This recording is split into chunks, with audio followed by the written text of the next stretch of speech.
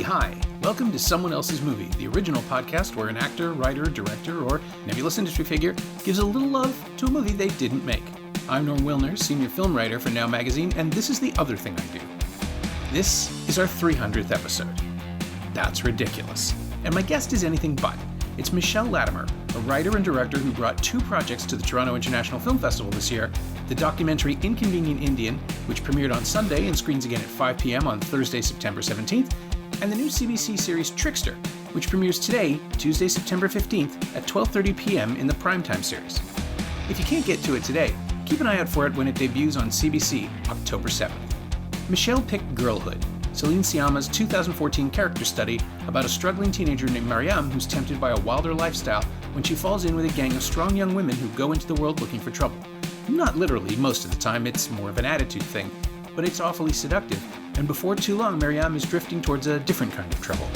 A vivid, thrilling look at the price of empowerment with an amazing debut performance from Karija Touré at its center caused the kind of sensation on the festival circuit that we wouldn't see again until Sciamma made Portrait of a Lady on Fire. This is Someone Else's Movie. I'll just never forget the first time I saw it. It was actually my first introduction to her work when I saw the film, and I later went back and watched the rest. But what I found about it was such a celebration of just what it feels like to be a young girl, figuring out your sexuality, figuring out the parameters of your freedom. There's so many mixed messages growing up. You're sexualized at a very young age as a young girl, and I think just grappling with what that power is, but also what the confines of that are, and also the idea of a glass ceiling. And I grew up in a really working class neighborhood in northwestern Ontario. There was a feeling like you might never get out. And I felt that constriction in the film that I just really related to it. And in terms of like craft, I think her formal sense of approaching cinema and the frame, I just love it. And so for me, the mix of that really classical form, but with like a really gritty underclass story around race and classism, that just like blew me away. Yeah, we were discussing this before we started recording, but it was received as a response to Boyhood, which had come out the year before. But I don't know why anyone, after like 2 minutes into the film, it's not what that is. It's just so completely its own thing, but also it moves so quickly. And Boyhood was all about the slow accumulation of detail. And this is plunging us into the world and just racing through it. I mean, we're watching someone, ultimately, I suppose it is kind of the same overall thing, which is that you're watching the formation of a personality. You're watching someone figure out who she is.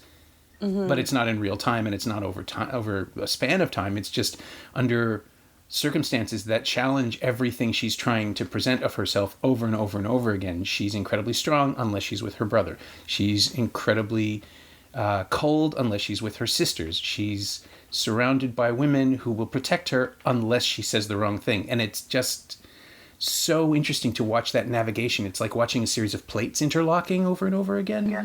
And watching it last night, it's thrilling to see how Sciamma manages it. Like, you never see the pieces moving. It's just so fluid and so beautiful to look at that you're seduced into not noticing all of these incredible levers pulling and turning and shifting. Another thing we were chatting about beforehand is the idea that I was surprised that Sciamma broke with Portrait of a Lady on Fire because it's so unlike her other movies. Mm-hmm. But now I imagine people who discovered her through that film coming back and seeing this and just being blown away by it, that, 6 years ago she was doing something this sophisticated, this interesting, and like this lively. Yeah, it's interesting because I find her work, like, it's when you talk about a female filmmaker working in, I would say, very feminist kind of work, it's a strange adjective to use, but I find her work quite masculine in its drive and its intensity. But what I love about that is often they're polarized. Feminine and masculine are polarized, but women have a masculinity, have a power in them, and it's not represented in that sort of testosterone driving way that I do know women in my life to be. So it's exciting to see that embraced under a female gaze. And like when I watch Portrait of a Lady, that gaze is still similar. It's the subtle art of how she's looking at romance and seduction, and that sort of seduction and love is within even this friend relationship of the girls. It's very physical, it's very primal. It reminds me of young horses, and I love it. That's interesting because I keep confusing, just because of the timing about them, I keep confusing this with Mustang in my head.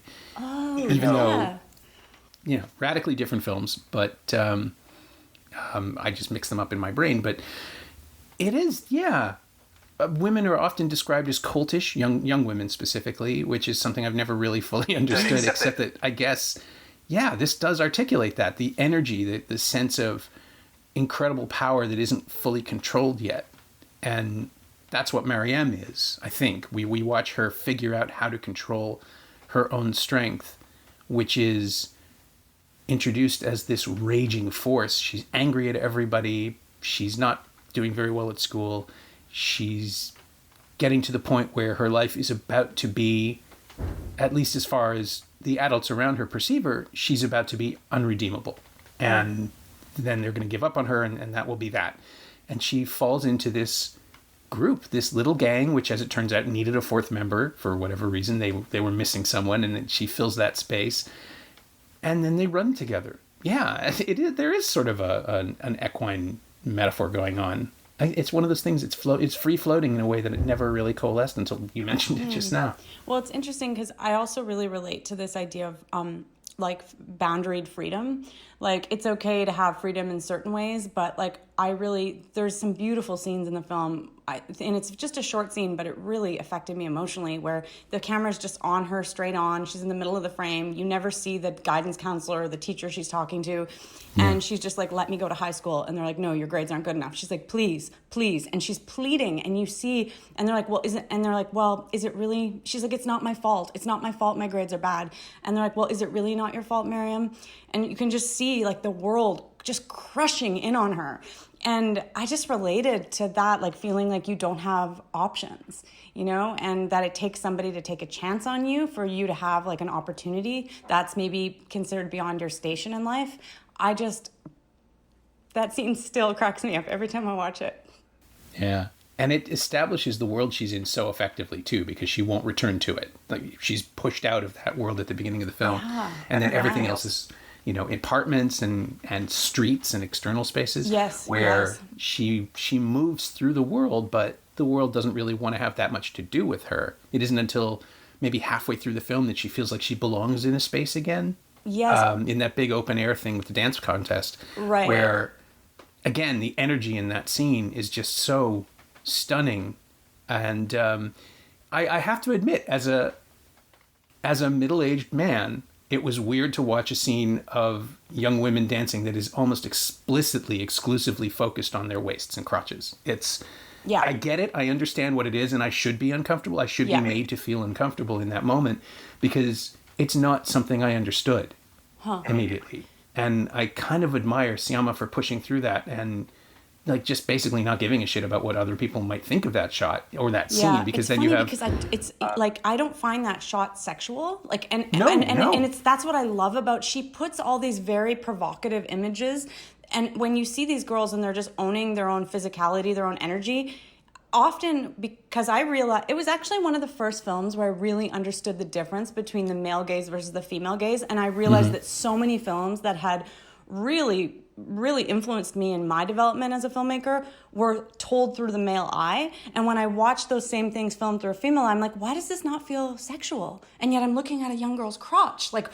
why does this? And it was so great. It really made me think about my own preconceived biases, Yeah, and mine as well, clearly. But it was one of those things where it's so clearly not a prurient shot, and it's not designed to be, well, I was going to say appealing, but it is designed to be appealing. It's an image of strength, and it's an image of young women figuring out what they can do with their bodies, like literally with the performance of the song, the dance that they're doing. Mm-hmm. It's not sexual. It is powerful. And then we immediately see the contrast of how men, young men specifically, perceive Mariam and everyone else when she's finally giving herself over into a romance, when she sleeps with the young man that she's been courting awkwardly, but it's filmed in a different way that is absolutely from her perspective. Amazing. Like, she puts his hands where she wants them. It's filmed in a wide, like, it's just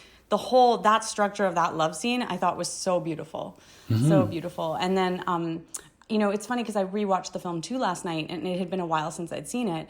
And I realized in the first 5 minutes of the film, 7 minutes of the film, you get everything you need because you start with this football, this aggressive kind of like masculine football game.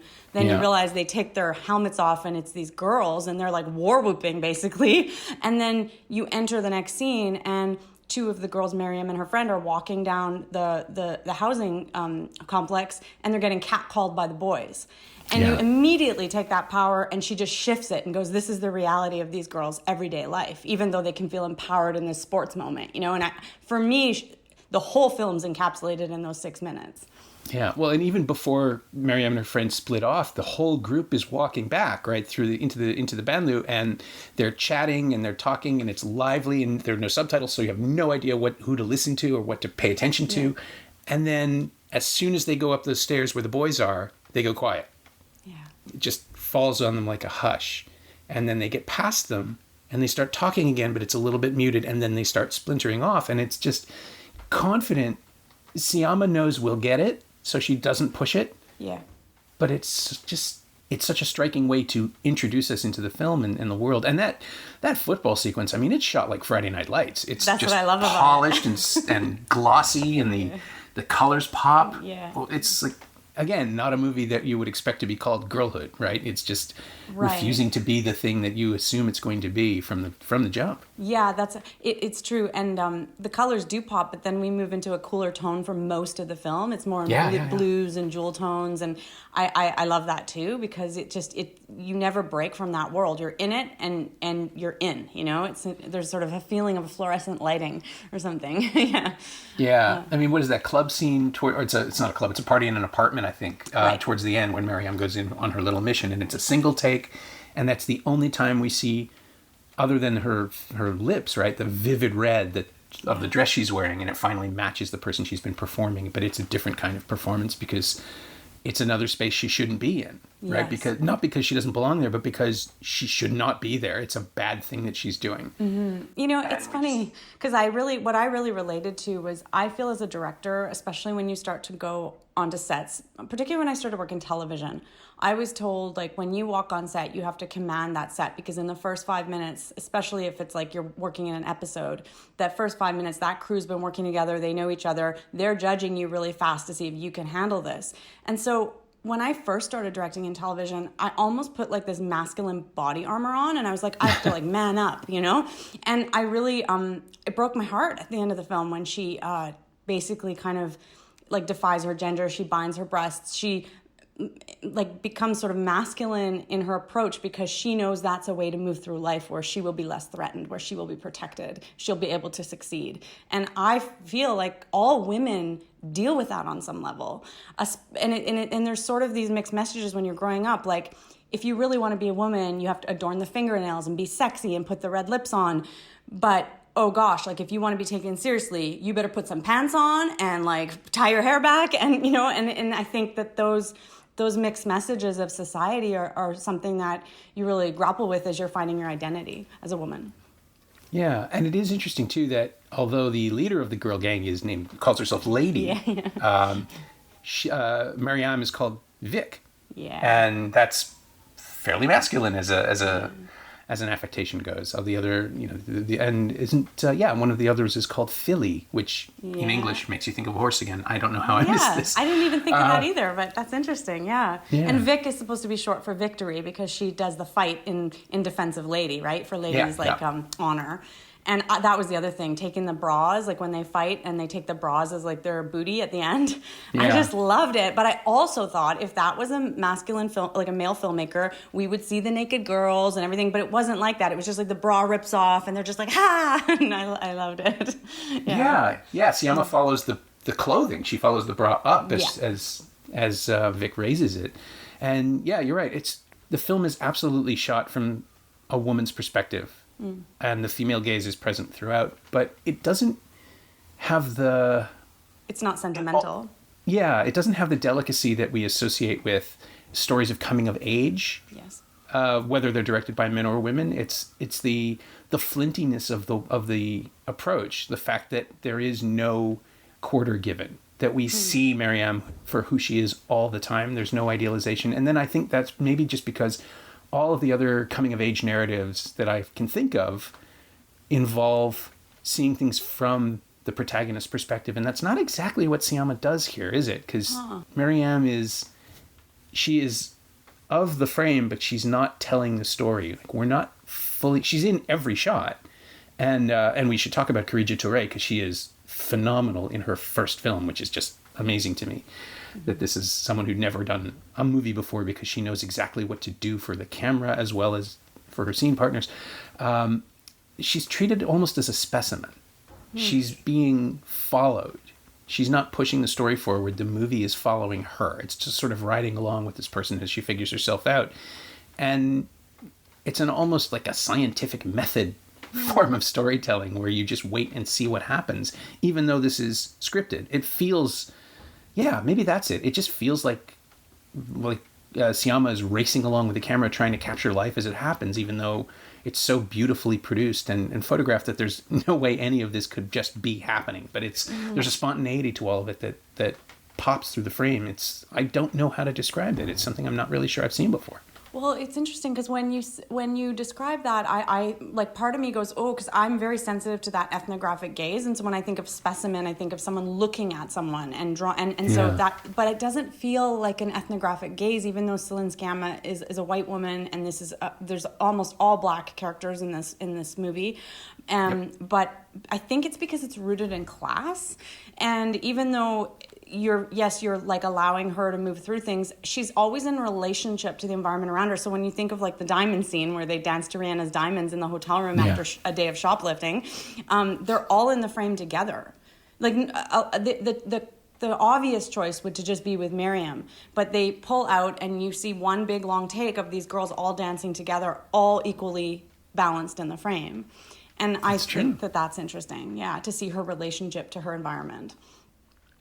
Yeah, and we see it again in other scenes. There's that amazing long pan along 30 young women talking to each other in sequence as though they're passing a message along, and the sense of community right before they all dance against each other. And it gets an introduction to a competition, even though in that moment there just seems to be some sort of harmony or continuity between them.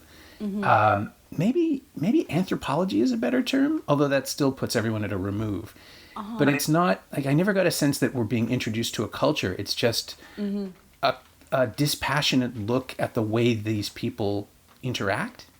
And by these people, that sounds loaded too, but that's not what I mean. I mean young women in France at this point in time. Right. I think too, when you're looking at, like, I think of the work of Andrea Arnold, which, like, it's just it's honest to a place of where it's from. And that's why I think it breaks sentimentality, because when you're living that lifestyle, like growing up, I'm just taking this from my own life, growing up, I didn't grow up in the, north end of Paris, but I grew up in Northern Ontario, and it's like, it's not sentimental. Like, you're surviving, and it's rough, and you're trying to get a leg up, and it's a bit like the law of natural order. Like, it's the strongest survive, And I love that scene where they're yelling across the train, the subway.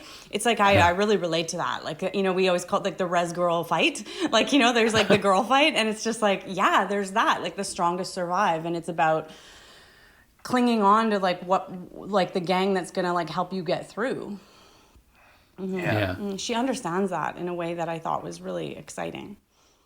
Mm-hmm. Yeah, I mean, we are ultimately watching Miriam gather her people, right? Yeah. The people who will be her people, even though I don't know that she knows she's doing that when it first starts, because they mock her and reject her until she just decides to be part of it. Mm-hmm. She walks away, and then slowly, when the boys come back to talk to Lady and her crew, there's just this little moment where Miriam just turns around and incorporates herself into the space, like just off to one side, but then closer and closer and closer. And there's that great moment where, and this is the first time we've seen these people, Lady and everyone else, and the boys are new to us as well, but there's just this little moment where somebody says something funny, the girls laugh, and you see it on Touré's face. She thinks about laughing and doesn't, because it wouldn't be cool, and it's just this little tiny moment of, she's smart and she's socially aware.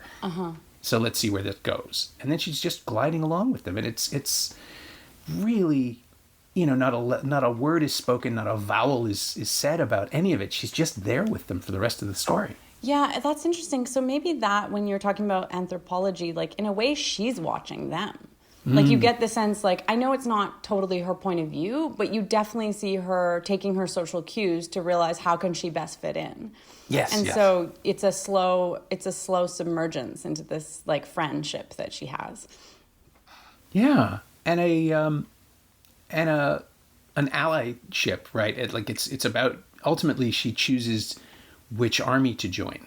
And these are more like a small militia, and because we see what the real army looks like later, we understand the larger criminal world that she's sliding towards. And that's a narrative that's also really, really familiar. I mean, we've seen it for 65 years of juvenile delinquent cinema. It's not a new story, but the way Sciamma just sort of eludes the obvious scenes and just keeps moving around them. You have a drink with somebody, he buys you some food. All of a sudden, you're having a meeting in a restaurant about something else. And then, 5 minutes later, she's doing things she absolutely knows she shouldn't be doing. I don't want to spoil it for people who haven't seen it. But it's about realizing the world we're in. She knows we are figuring it out on the fly. And the movie is showing us just enough to make us understand that she's in the wrong place doing the wrong things. It's interesting. I'm making a feature about a woman who was a dangerous offender, is Canada's, at the time, only female dangerous offender. But she grew up in the worked in the north end of Winnipeg as 17 years old. She was dealing drugs, but she would be affiliated with gangs. And instead of being, because all the women that really hung out with the gangs were hookers, like they basically were pimped by the guys in the gangs, and she didn't want that for herself. So she would wear a hoodie and dress down, and she said she just collected the money. So she'd sit in the back of the cab while the girl serviced whoever, and then she'd take the money at the end with her knife or whatever and leave. And she's like, that was a way so that I would never be like inscribed into that kind of lifestyle, but I could still be part of the gang, you know? And so I remember thinking of her story when I watched Girlhood, being like, that's the same story, you know? Yeah, well, it's about figuring out the system for yourself, right? Yeah. Figuring out the best place to be, the safest relative to everybody else. Yeah. But, oh, wow. So when was that taking place? What time? She was put in prison when she was 17, but then she was deemed as a dangerous offender. I want to say like maybe 8 years ago. I was at her trial actually in Kitchener when she was deemed a dangerous offender, but she recently won a big action suit against the Corrections Canada because they kept her in solitary confinement for 8 years. And so she's actually out on parole now, and was able to win for basically like crimes against herself, like humanity, and in terms of how she was treated in prison. Yeah, that's going to be my first narrative feature. I'm just working on the script, yeah. Wow. I draw a lot of similarities and references and inspiration from this particular film for that, because there's similar themes, just in very different kind of worlds. Yeah. And in terms of how do you cast a role like that? Are you going with an unknown, somebody similarly to the Girlhood strategy of just introducing us? So this is really interesting when you were talking, because she was found in Girlhood. She was found in, I think, an amusement park.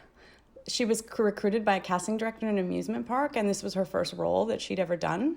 And then I was thinking, I'm also a big fan of Chloe Zhao's work, and I was looking at the actors in Rider, who that was the life that they experienced. And so I was wondering like about that, like what are the benefits of having a real person play themselves or someone that has had a similar experience? Because even in other work that I've done, I find sometimes working with new talent the most exhilarating, because there's no bad habits. You just like are molding them and helping them. And that's when a director really gets to fly with their actor, right? Because they're really, it's like an athlete's coach. You're coaching them through this performance, and it's beautiful.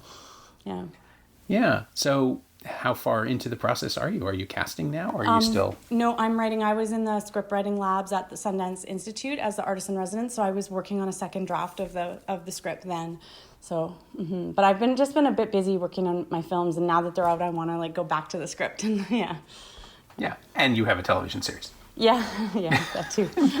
This is sort of an interesting space to occupy, right? I mean, that the the larger conversation about TV has shifted to it's as good as cinema. And now, in some cases, it's actually perceived as even better. And Trickster has a second season already, right? It's been greenlit. Right. Yeah. So you're looking at you're occupying a space right now, features in television, that is, I mean, it's almost unique in Canada, isn't it? Is anyone else doing this right now? And how are you?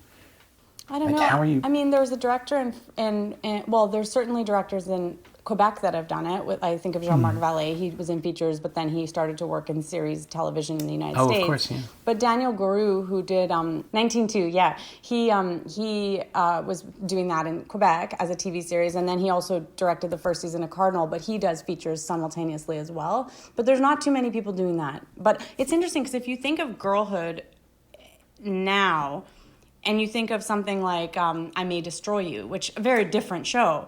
But sure, you could take Miriam and you could put her over 12 episodes, 8 episodes. You know, you could do that. And it's just an interesting choice to encapsulate it into 3 acts. Yeah, I guess it's the more marketable choice, right? If you're making a movie with a complete unknown versus a television series that requires so much more, it's just much more expensive, isn't it? I mean, you have to produce all of that. But you're absolutely right. I would watch an 8 or 12 episode arc of this person doing. I mean, I would watch a sequel that takes place over 8 or 10 episodes just to see what she's doing next. But I do think the beauty of like I think of like Sciamma's first 3 works, like they exist together in a way that you could almost write an essay about the relationship between the 3 films. And I do think that, like, I love cinema and I love that. Like, you think of Trois Couleurs, like, you know, and you look at those 3 films, like what they say as a collection, and yet they each stand alone as their own films. That's beautiful. I mean, like, it's not, it doesn't have the same, like, feeling of consumption. We don't binge watch 3, like, Céline Sciamma films, you know, and that's what I love about it. It's more like a fine dining. You savor each course. Yeah, and they arrive in their own time, right? Like you can now binge them, but it took 15 years for all of it to come together. Yeah. Water Lilies is 2007. I'm not wrong.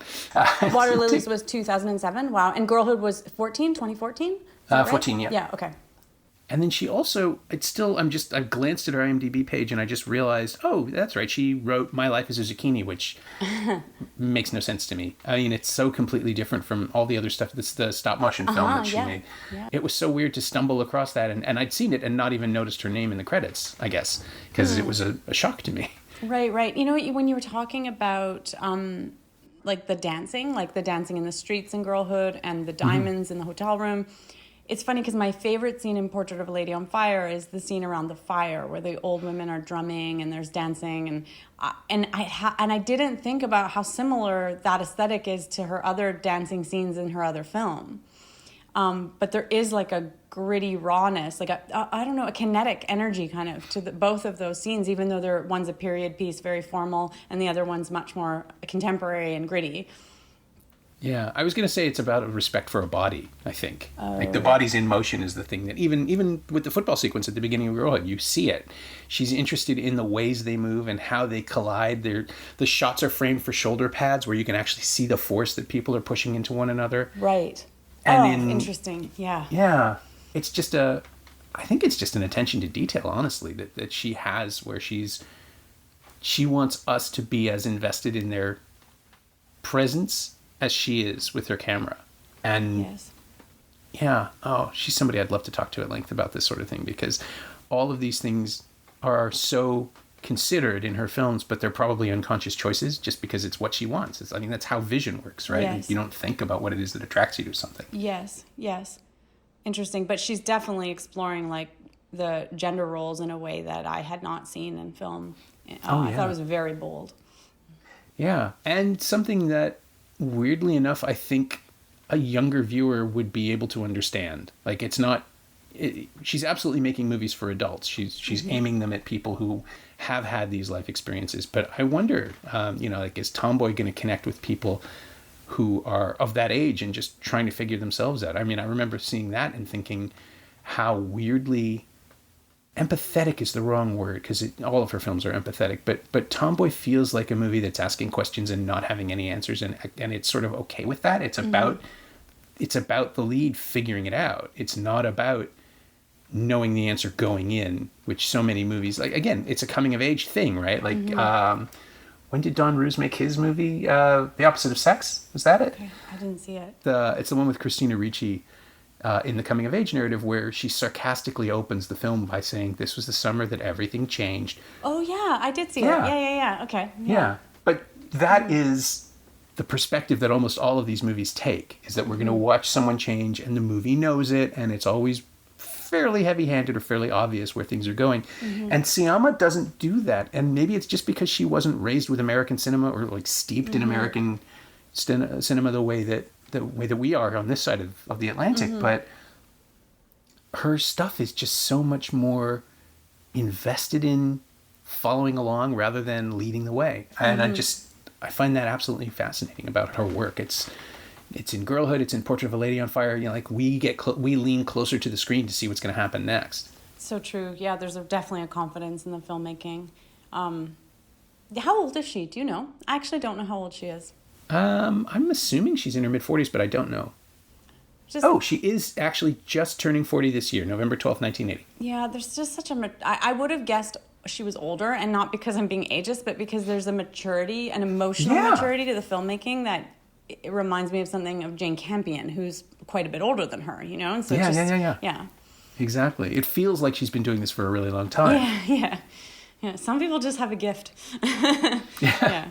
Yeah. Her next project apparently is that she's co-written Jacques Audiard's new film. Which I am very much interested in. I mean, I was anyway, but now I'm very much interested in that. Interesting. Okay. Les Olympiades. I'm sure I'm mispronouncing that. Okay. But if it's about, I don't know anything about what it's about, and I hesitate to speculate, but if it's about people at the Olympics, it's going to be hopefully very dramatically intense and very deeply understanding of its characters. I don't know. I just want to see it. Yeah, me too. Well, I saw a Portrait of a Lady on Fire at the Lightbox on Valentine's Day. And it's funny because I read something about Girlhood, and I read that when a bunch of young women from the housing projects went to see the film, they were given free tickets. They walked in and they saw a bunch of like older, like senior people, and they went, "Why are all these old people? I think we're in the wrong theater." And when I went to see Portrait of a Lady on Fire, I thought I'd see all these women coming to watch, or like same-sex couples maybe. It's Valentine's Day. Yeah. It's this beautiful love story between two women. And I walk in and it's like everybody's in the theater. Men, women, same-sex couples, heterosexual couples. I'm like, this is so interesting. So I feel like she definitely resonates for a wide audience. Yeah. Oh, and I can't wait to see what she does next. And this does sort of lead us to, we've touched on it a little bit, but is there anything of Girlhood or Sciamma's work that you've brought to your own? I mean, I was trying to figure out if there are references in Trickster. They're really, it's its own thing. Yeah. But the observational thing is there. I'm just trying to think. No, you know what I would say is the closest reference is, it's a bit of a stretch, but it's actually, I do feel it resonates, is when I'm working in archival footage, in Inconvenient Indian, and as well as my short film Nimikaj, I use archival footage of children and girls in residential schools. And I had to scour hundreds of hours of archival to find places where the girls looked down the barrel of the camera, where they recognized the camera person looking at them, and they almost defiantly, or at least acknowledging, looked back, "I see you seeing me." And and that for me is what Girlhood is. There are moments when you feel that she is looking right at you, and that it's challenging the viewer themselves in what they're seeing.